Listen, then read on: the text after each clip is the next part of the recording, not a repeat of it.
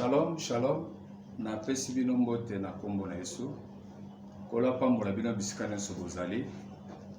Tozana enseignement aussi to bandaki et Dieu nous fait grâce à enseignement de progresser madame. Tozana etenyo to sito simbi, c'est-à-dire le sous-point où nous parlons sur la délivrance. Tolobaki nani azana droit à délivrance. Tolobaki bana nanzambe nde bazana droit à délivrance. Pourquoi on insiste que bana nanzambe? C'est pour enlever un peu l'ignorance aux gens dans l'église, au bazo monake, ceux qui ba kotikati na Yesu baza ba chrétien, c'est-à-dire comme une nouvelle créature, ba problème ezate, ba lien ezate, ba problème ezate, non.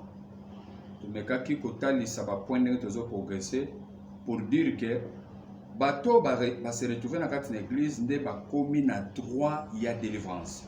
Exemple la femme cananéenne azolanda Yesu Yesu zebisa bile ya bana bapesa ka ba mbwate. C'est pour dire que délivrance est biso droit ya bana biso bana nanzam. Que le kola na komi mwa nanzam na komi ce qu'on a droit au mériter ngo. Alors tu connais ko tali ça que tango Yesu abengi biso toye Bible zoloba na verset phare to pesa ki à Jean chapitre 11 verset 43 44. Yesu azol telema liboso akunda ya Lazare azoloba Lazare sort. Bible zoloba les morts sortis. Mowayo akufaki abimi ayepe pa Yesu. Nde totalisa ki parler za la rédemption. Lobiko muto azwa bon moya seko lisusu azwa vie. Eza ndenge Yesu abengaka biso za ba païen ba pagano abengi biso toye na église. C'est ça la rédemption o etenyo salami pa ya Lazare. Mais après la rédemption, Lazare kobima na kunda zubo moi, aza devant Yesu, aza na église, ndenge bino pa na église na bino. Yesu azo ça la constat, mais balé pour dire aux apôtres, les apôtres c'est-à-dire l'église, déliez-les et laissez-les aller. C'est-à-dire quoi?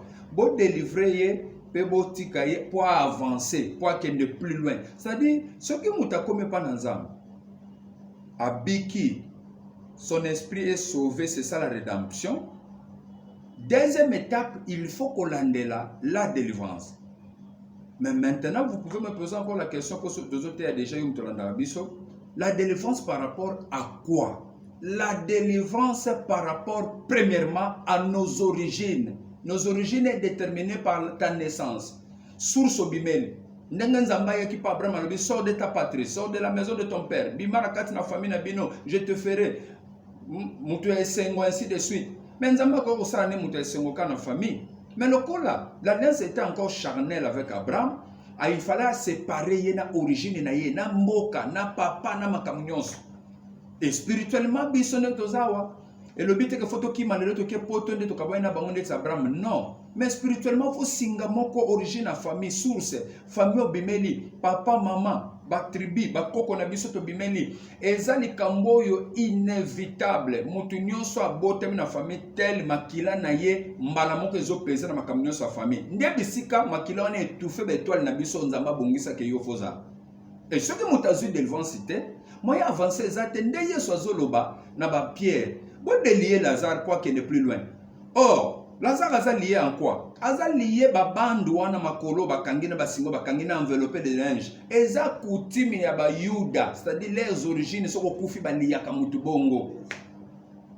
Yesu petanga kufi loko aza juif ba liyaki ye. Mais loko la ya nzambe atanga sekwi alongo ba singa ye moko po mutako sungi ezate. Mais biso toza na obligation ba sunga biso na Saint-Esprit na église. Musala moko fe salema ya basala nzambe. Nde par là tozo simbaka était ni moko pona kotalisa que la délivrance par rapport à nos origines. Les gens simba sur étape mususu.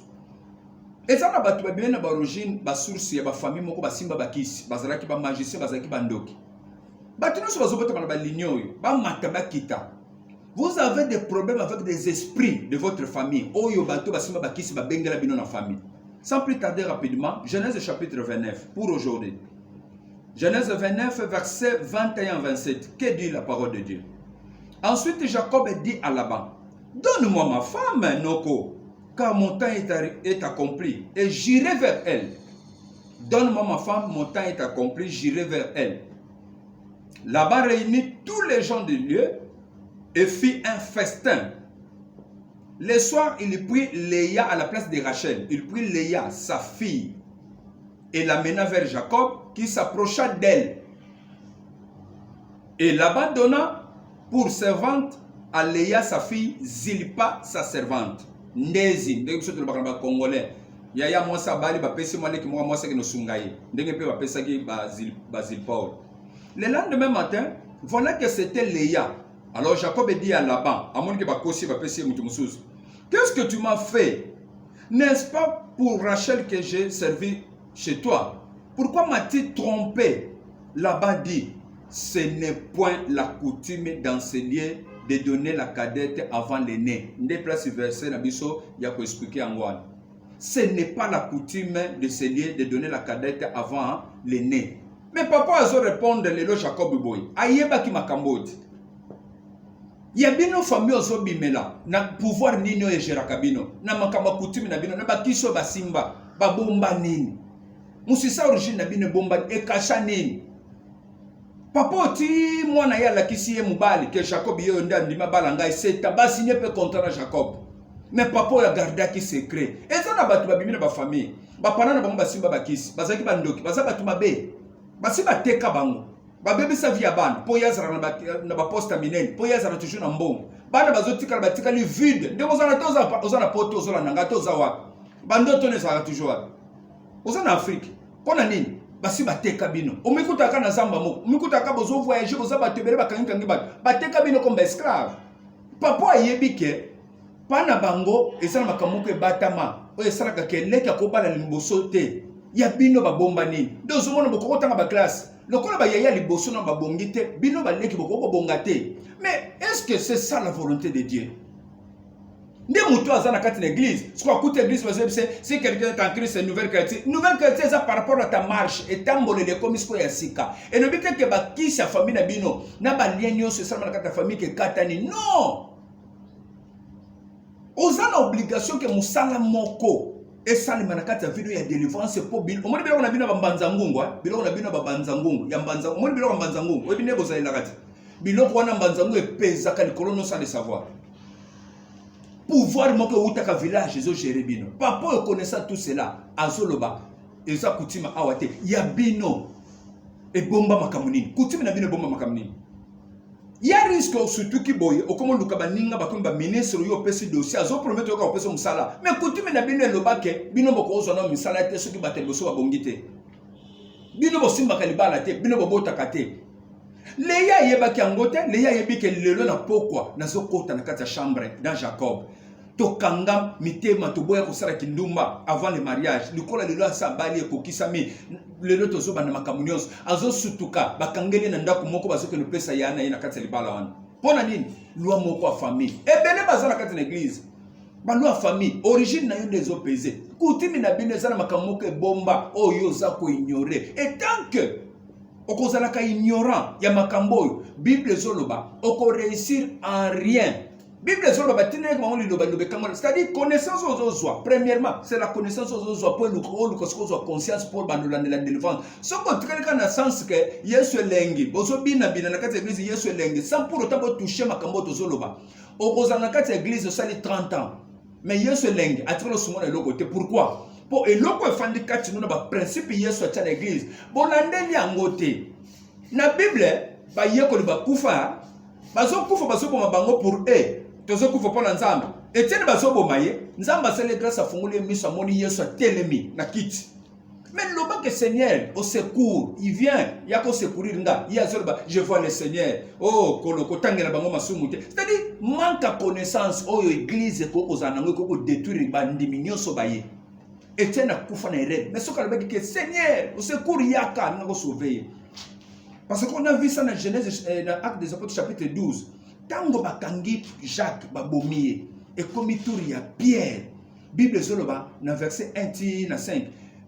Église telemi baniko sambe le lobi nzambe kotika Pierre te soki Pierre akufi lobi c'est que musala no bébé esili tango église telemi beti prière ya combat ya ko défendre que lobi roda boma pe Pierre te kwa sa boma ki Jacques. Bible zoloba tato yangelisaka place akitaka wana akita na butu na kati ya prison sans koluka ba avocat azo bisa Pierre lamuka zo biloko no allez bima token Mais pourquoi Yesu a quitté ce qu'on a sa prison à la pierre?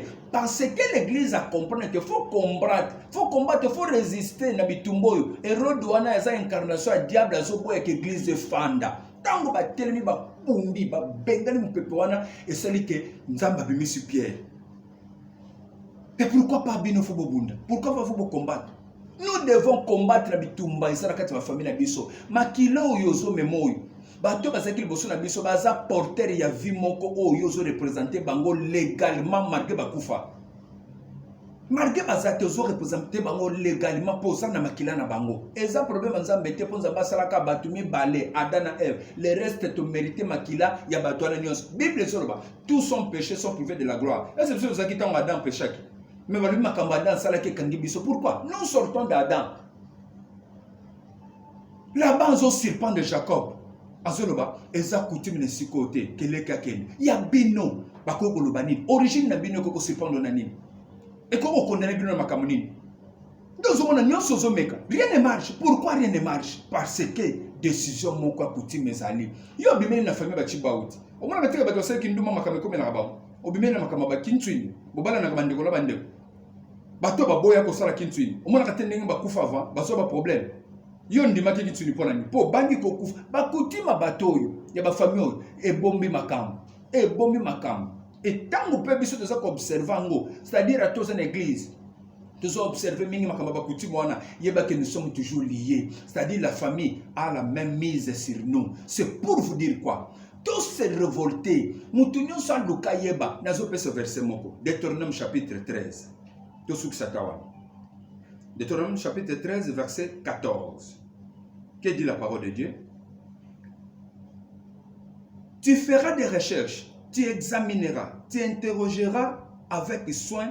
La chose est-elle vraie? Le fait est-il établi? Cette abomination a-t-elle été commise au milieu de toi?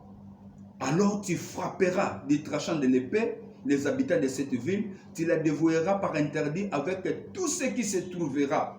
Et tu en passeras le bétail au fil de l'épée. Ce que vous avez dans verset 13, ce que vous coûtez quelque part, place yo bimeli ozo kalisola qui se salema, koko na biso za kanganga, talama kamboele kana ba famille na biso ainsi de suite. Bible zolo dans verset 14, tu feras des recherches, tu examineras.